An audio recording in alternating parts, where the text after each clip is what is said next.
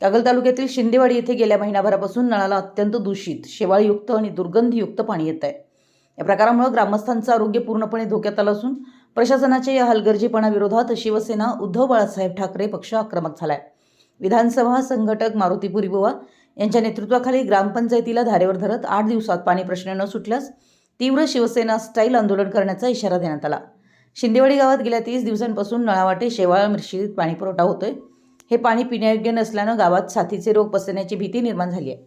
वारंवार तक्रार करूनही ग्रामपंचायत प्रशासन याकडे दुर्लक्ष करत असल्याचा आरोप शिवसैनिकांनी केलाय। तसेच गावात जलजीवन मिशन अंतर्गत योजना मंजूर होऊनही ती अद्याप कार्यान्वित का झाली नाही, ती कधी पूर्ण होणार याची लेखी मुदत प्रशासनाने द्यावी अशी मागणी करण्यात आली आहे। या आंदोलनाचे नेतृत्व विधानसभा संघटक मारुती पुरीबुवा यांनी केलं।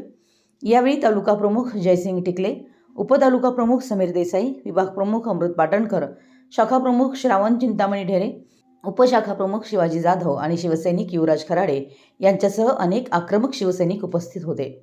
शिवसेनेच्या शिष्टमंडळानं सरपंच आणि ग्रामसेवकांना जाब विचारत स्पष्ट केलं की जनतेच्या जीवाशी खेळणाऱ्या प्रशासनाचा निषेध केला जात आहे।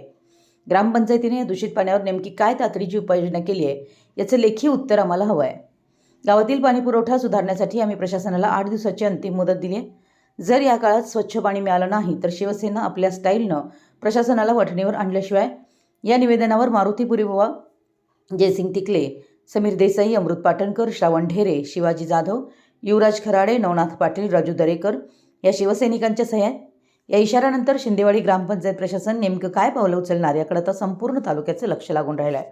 मराठी एस न्यूजसाठी मुरगुडहून सर्जेराव भाट।